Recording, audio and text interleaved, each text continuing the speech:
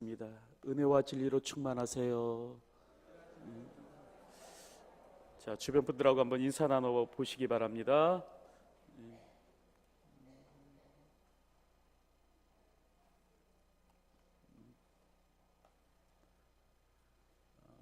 1517년이죠. 10월 31일. 이때 그 당시 이 로마 카톨릭의 한 수사가요, 엄청난 일을 저질렀습니다. 사실 본인도 이 일이 그렇게까지 될 줄은 몰랐다고 해요. 당시 그 로마 교회, 로마 카톨릭은 상당히 부패해 있었는데요. 이제 교황청의 타락, 교회 세속화, 또 성직 매매, 또 한번 일단 사면 이 죽은 부모 형제도 천국으로 곧바로 갈 수 있다는 이 면죄부 판매 등 아주 그릇된 가르침과 잘못된 행태가 만연하던 때였습니다.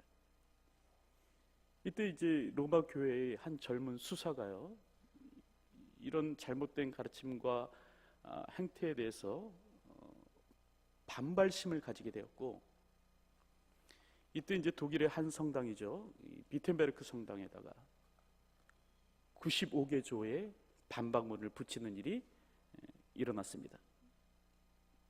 죄는 면죄부가 아니라 회개를 통해서 용서되고, 교황은 이 면죄부를 팔아서 곳간을 채우지 말고 가난한 사람들을 도와줘야 된다, 이런 반박문을 붙인 거예요.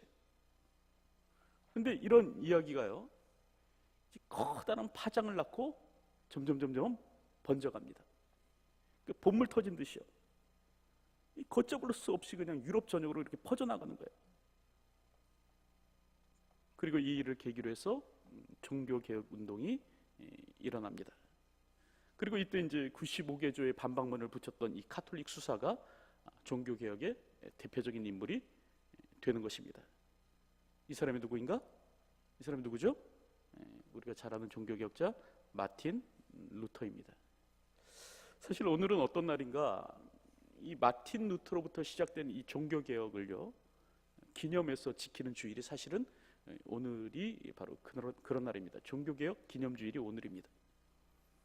오직 믿음, 오직 은혜, 오직 성경, 이 성경에 기초한 이 원리를 다시 한번 우리가 확인하고 그때의 계획 정신으로 이렇게 돌아가겠다라는 이런 다짐을 하는 주일이 사실은 오늘인 것입니다. 요즘 한국교회는 다시 한번 더 이 종교개혁의 원리를 기억해 볼 필요가 있는 상황 가운데 놓여 있죠. 과거에는 이 개혁을 외쳤던 교회가 이제는 점점 이렇게 개혁의 대상이 되어 가는 것 같습니다. 언젠가 고 이영희 선생님께서 이런 말씀을 하신 적이 있어요. 기독교에 대해서 이렇게 얘기하신 적이 있습니다. 저들은 스스로 정통이라고 말하지만 나는 이단과 정통이 구분되지 않는다. 이제 본인이 보실 때는요, 이게 뭐가 이단인지 뭐가 정통인지 이게 잘 구분이 안 되신다는 거예요. 오늘의 종교는 미신화하거나 이제 정통 종교조차 이제 지금 미신처럼 변해간다는 얘기죠. 뭐 기복 신앙이나 그다음에 이제 번영의 신학 같은 걸로 이제 기성 종교도 다 이렇게 미신처럼 바뀌어간다는 거예요. 복받기 위해서 복이나 비는 종교로 이렇게 바뀌어간다는 겁니다. 건강한 사고를 병들게 하는 마약 성분이 치사량 이상으로 함유되었다. 그분이 볼 때는 지금 잘못된 복음이 난무하고 있다라는 겁니다. 그러면서 이분이 뭐라고 얘기하셨냐면요, 이런 얘기를 하셨습니다. 나는 예수님의 얼굴을 보고 싶다, 이런 얘기를 했어요. 근데 지금 그분이 뭐라고 말씀하냐면 지금 교회를 통해서 나는 정말 예수님의 얼굴을 한번 보고 싶다, 이게 불신자였던 그분의 말씀이었습니다. 사실 한국교회가 세상에 보여주어야 할 것은 세를 과시하는 그런 모습이 아닙니다. 뭐 우리 교세가 100만이 됐네, 1000만이 됐네, 1200만이 됐네, 뭐 이렇게 세를 자랑할 것이 아니라는 것이에요. 또 이렇게 권세자와 손잡은 교회의 모습이 아닙니다. 그러니까 국회의원 가운데 50% 이상이 기독교인이네 아니네, 뭐 이런 거 자랑할 것이 아니라는 거예요. 또한 거대한 부를 쌓은 교회의 모습도 아니라고 생각을 합니다. 교회가 지금 세상을 향해서 보여줘야 될 것은 무엇인가? 예수님의 모습이고요.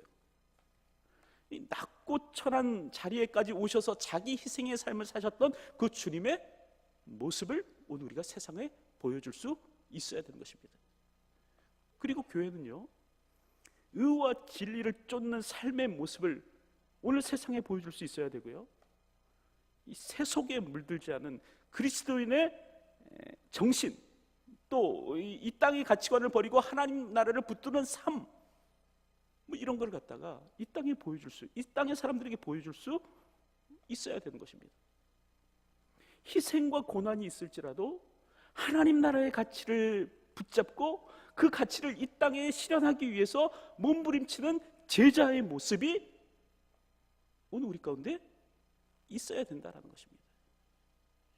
근데 이제 안타까움은 그런 거죠. 점점 이런 모습이 오늘 우리 자신 속에서, 오늘 내 속에서 사라져가고 있는 것은 아닌가라는 안타까움이 있습니다. 이제 정중히 바라옵고 원하옵기는 오늘 우리 안에 예수님처럼 사는 삶, 주님의 가르침을 실천하는 삶, 이 하나님 나라의 원리를 붙들고 살아가는 그런 삶, 땅의 백성이 아니라 천국 백성의 정체성을 기억하고 이 땅을 하늘의 원리를 가지고, 땅의 원리가 아니고요, 세속적인 원리가 아니고요, 하늘나라의 원리를 가지고 이 땅을 살아갈 수 있는 그런 삶이 저와 여러분들 가운데 있었으면 좋겠습니다. 오늘은 이런 간절한 바람과 함께요, 이제 팔복의 마지막 말씀을 잠깐 살펴보도록 하겠습니다. 주님께서는 오늘 우리에게 무엇이라고 말씀하시는가?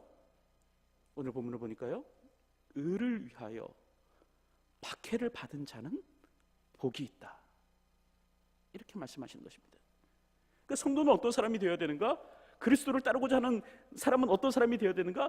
의를 위하여요, 박해를 받은 사람이 되어야 된다라는 것이에요. 사실 오늘 본문 말씀을 보면요, 예수님께서는 이 말씀 가운데서 이제 완료형 동사를 사용하십니다. 그러니까 이게 무슨 말이냐면, 다시 말하면 박해를 받는 자가 아니라 뭐라고요? 받은 자가 이 완료형 동사를 사용하세요. 이미 구체적인 상황 가운데서 실제적인 박해를 경험한 사람이, 받은 사람이 복이 있다라고 그렇게 말씀하십니다. 하지만 이 말씀을 완료형뿐만 아니라 현재형으로도 이해해도 큰 무리는 없으리라 생각이 듭니다. 그러니까 다시 말하면요, 박해를 경험한 사람뿐만 아니라 지금 현재에도 박해를 받는 사람도 역시 복이 있다라고 말을 해도 지나친 것은 아니라는 생각이 듭니다. 어쨌든 주님은 뭐라고 말씀하시냐면요, 이미 박해를 경험했든지 간에 아니면 지금 박해를 받고 있든지 간에 어쨌든 주를 위하여, 그 의를 위하여 박해를 받는 사람은 복이 있다라고 주님은 말씀하고 계시는 것입니다. 자, 그렇다고 한다면 좀 더 구체적으로요, 의를 위해서 박해를 받는다라는 말이 무슨 말이냐?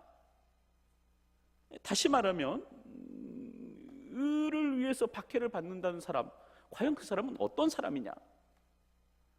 또 오늘 우리는 이렇게 박해를 받으면서까지 결코 오늘 우리가 붙들고 놓치지 말아야 될 그 의의 내용은 무엇이냐? 이것을 오늘 우리가 잠깐 살펴보도록 하겠습니다. 첫 번째로요, 의를 위해서 박해를 받는다라는 말은 무슨 말이냐면 예수님을 위해서 고난을 받는다는 말입니다. 그래서 오늘 본문 11절을 보면 뭐라고 기록합니까? 11절 보십시오. 뭐라고 기록합니까? 나로 말미암아 너희를 욕하고 박해하고 거짓으로 너희를 거슬러 모든 악한 말을 할 때에는 너희에게 복이 있나니. 그러니까 지금 예수님께서는 10절에서요, 의를 위하여 박해를 받는 자는 복이 있다고 말씀하신 후에 11절에 가서 뭐라고 말씀하십니까? 나로 말미암아 욕하고 박해받고 거짓으로 악한 말을 듣는 자, 이렇게 얘기하지 않습니까?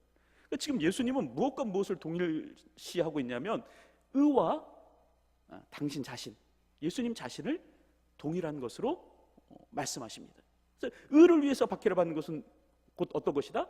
나를 위해서 박해를 받는 것이다. 예수님께서 그렇게 말씀하고 계시는 것입니다. 그러므로요, 의를 위해서 박해를 받는다는 말은 무슨 말이냐면 예수님을 위해서 고난을 받는다는 말입니다. 여러분, 일찍이 기독교의 역사는요, 박해의 역사라고 할 수 있습니다. 그러니까 세상으로부터 핍박받는 역사가 기독교의 역사였어요. 세상은 주님을 미워하였고요, 이 주님을 미워하듯 또 주님을 따르는 사람들을 미워하였습니다. 그래서 예수님께서는 요한복음 15장 19절부터 20절에 뭐라고 말씀하시냐면 이렇게 말씀하세요. 너희가 세상에 속하였으면 세상이 자기 것을 사랑할 것이나 너희가 세상에 속한 자가 아니요 도리어 내가 너희를 세상에서 택하였기 때문에 세상이 너희를 미워하느니라.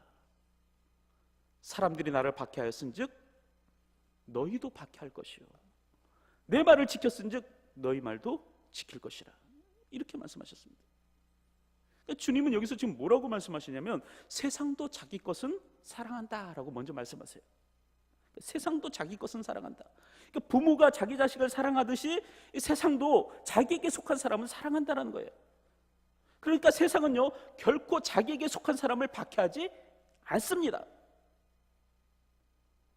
하지만 성도는 다르다라는 거예요.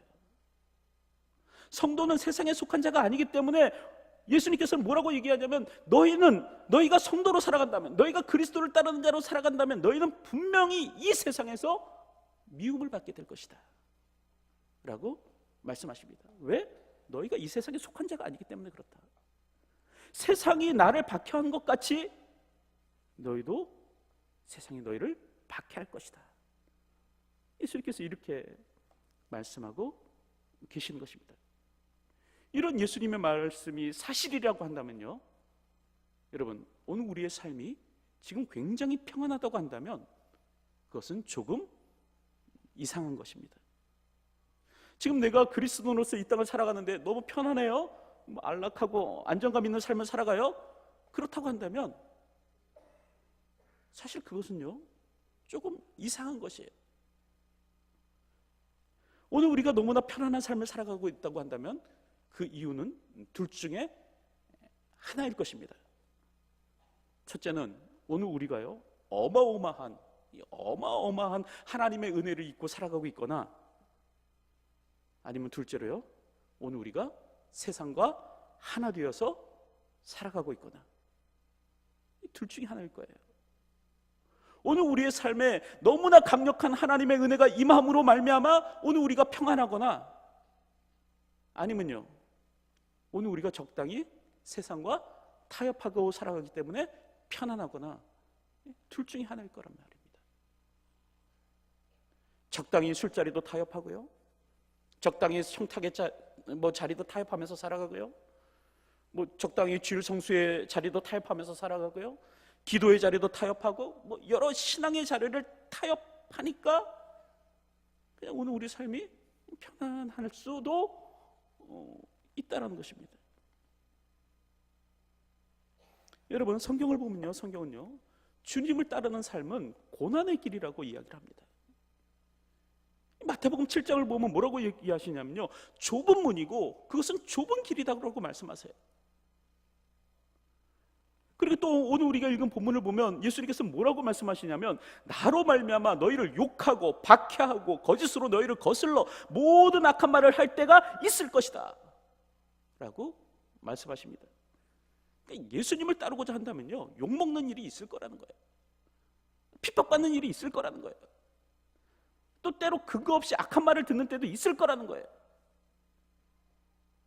이게 주님의 말씀이에요.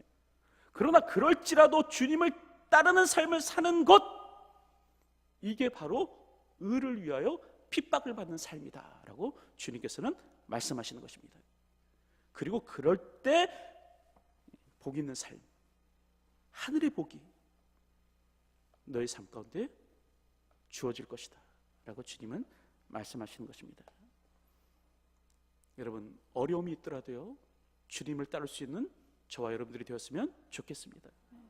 사람들로부터요 험한 말을 듣는 한이 있더라도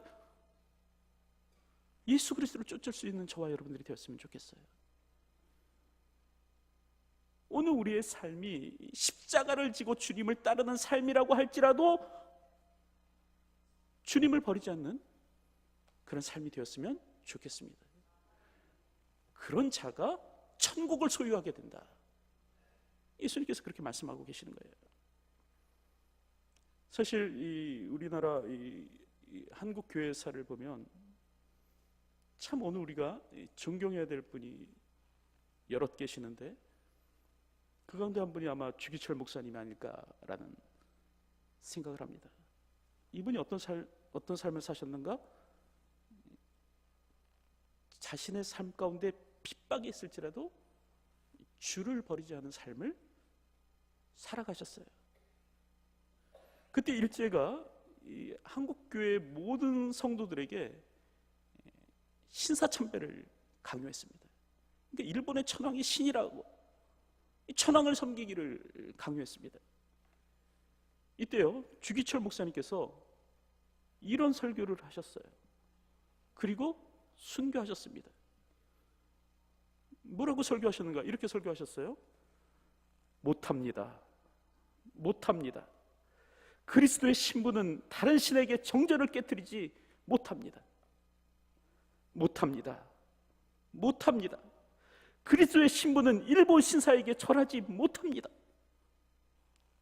나는 어렸을 때 주 안에서 자랐고 예수 그리스도께 충성을 10번, 100번 맹세했습니다.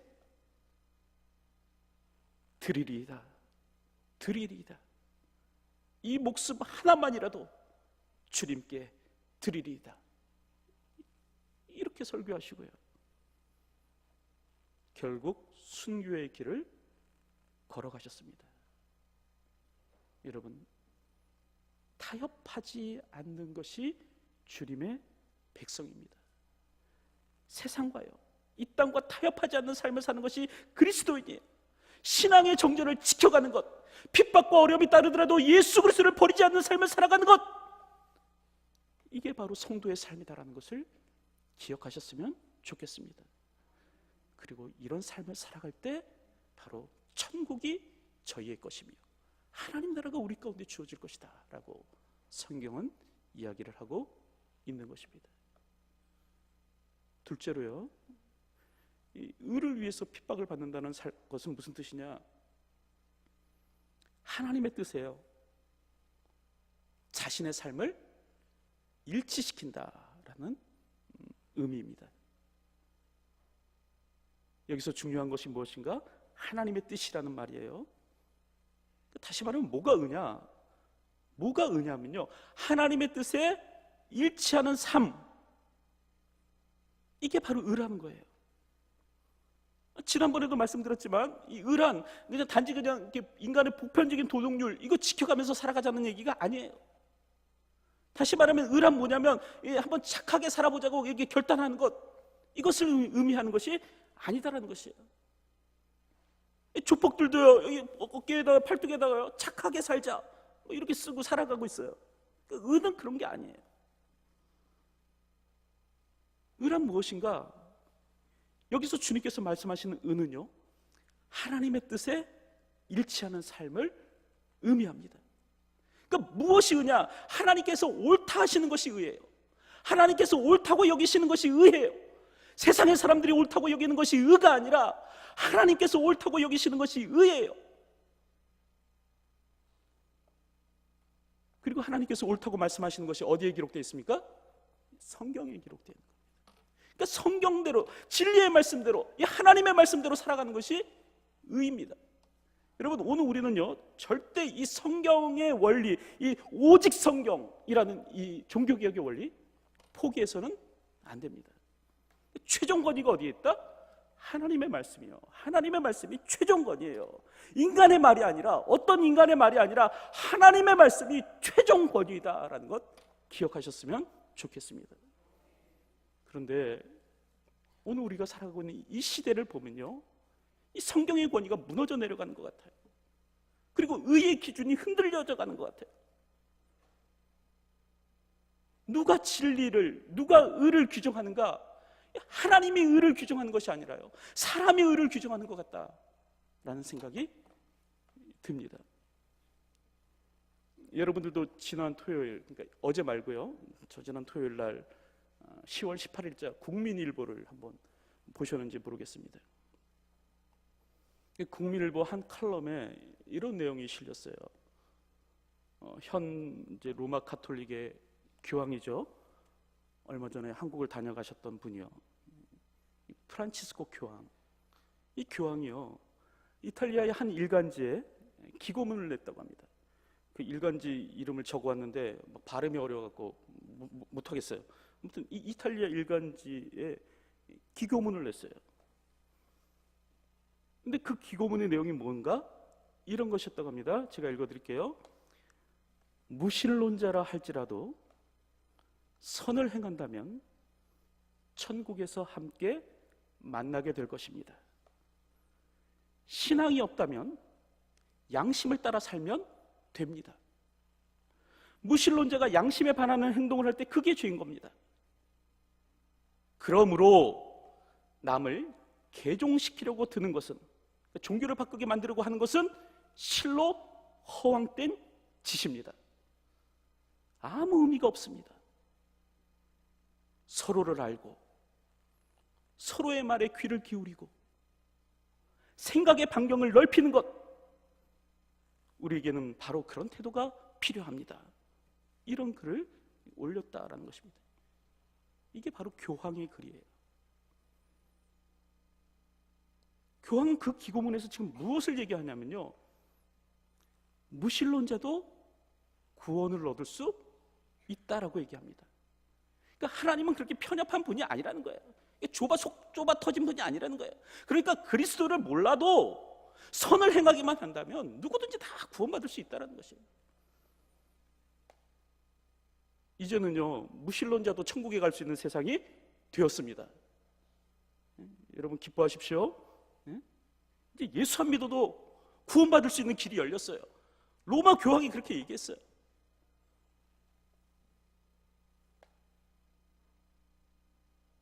왜 교황이 이런 이야기를 하는가? 사실 이런 이야기가 우리 사이에서 자꾸 지금 퍼져가고 있는 상황이잖아요. 왜 이런 이야기가 자꾸 되어지고 있는가? 왜냐하면요, 오늘 우리가요, 탈근대주의의 시대를 살아가고 있기 때문에 그렇습니다. 이게 무슨 말이냐면 이 시대의 정신이 그렇다라는 거예요. 이 시대의 특징이 그렇다라는 거예요. 여러분, 오늘 우리가 살아가고 있는 이 시대의 특징이 뭔지 아십니까? 절대 진리는 없다라는 거예요. 모든 종교는 다 같다라는 거예요. 그래서 어떤 종교를 믿든지 간에 그 종교 잘 믿으면 구원이 있다는 것이 이 시대 사람들의 생각입니다. 시대 정신이에요.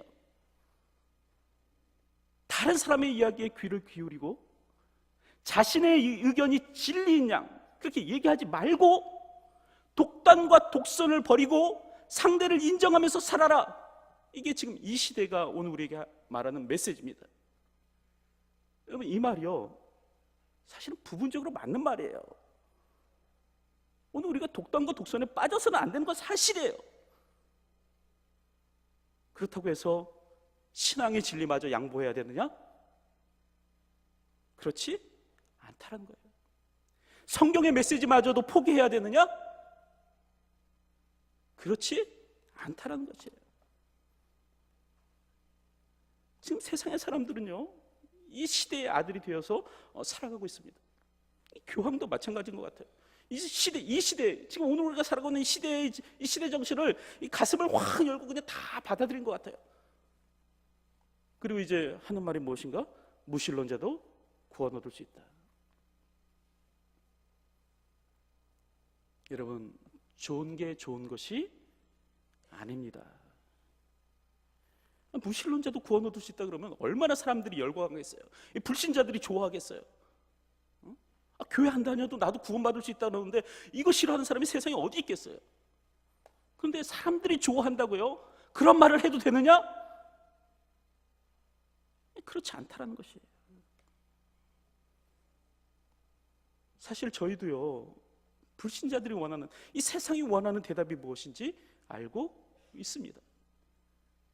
그러니까 오늘 우리가 이 기독교의 절대성, 기독교의 진리, 기독교가 진리다, 기독교만이 진리다, 예수 그리스도만이 구원의 길이다라는 이 메시지를 포기하면요, 세상도 오늘 우리에 대해서 환영하고 열광함으로 다가올지도 몰라요. 하지만 그럴지라도요, 오늘 우리는 허튼 소리를 해서는 안 됩니다. 복음을 허무는 일을 해서는 안 된다는 것이에요. 사람들의 마음을 얻으려고, 사람들의 환영을 받으려고 예수 그리스도의 이 복음의 말씀, 진리의 말씀을 허무는 일을 해서는 안 된다는 거예요. 그러면 사람들의 마음은 얻을 수 있을지 모르죠. 하지만 누구의 마음을 잃어요? 하나님의 마음을 잃게 된다는 것입니다. 여러분, 사람의 뜻이 아닙니다. 하나님의 뜻이에요. 오늘 우리가 일치시키고 오늘 우리가 복종하면서 살아가야 되는 것은 무엇인가? 하나님의 뜻이다라는 겁니다. 그 하나님의 뜻에 일치하는 삶을 살아가는 것, 이게 바로 무엇이다? 의라는 거예요. 이게 의라는 거예요. 오늘 우리는 이런 삶을 살기 위해서 몸부림치며 이 땅을 살아갈 수 있는 사람들이 되어야 하는 것입니다. 그리고 이런 삶을 살아갈 때 오늘 성경을 보니까 복이 있다라고 얘기하는 거예요.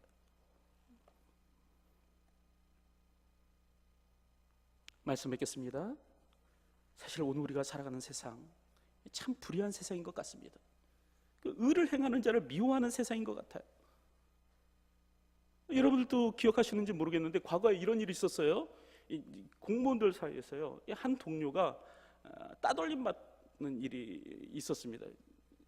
소위 이제 공무원 왕따 사건이라고 했는데, 이제 그때 그게 매스컴에 한번 이렇게 회자된 적이 있습니다. 내용이 좀 뭐냐면요, 이 한 공무원이요, 이 사람이 참 특이하죠. 주는, 이렇게 청탁조로 주는 이 뇌물을 이 사람이 거부한 거예요.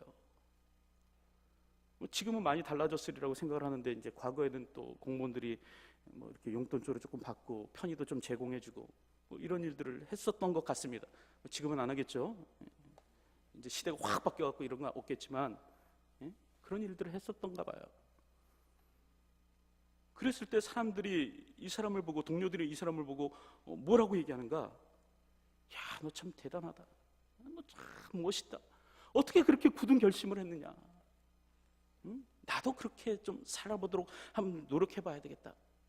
이렇게 하지 않고요, 이 사람이 이렇게 이제 청탁조로 주는 돈을 거절하고 이렇게 하니까 주변 사람들이 뭐라고 얘기하냐면, 야, 니만 깨끗하냐?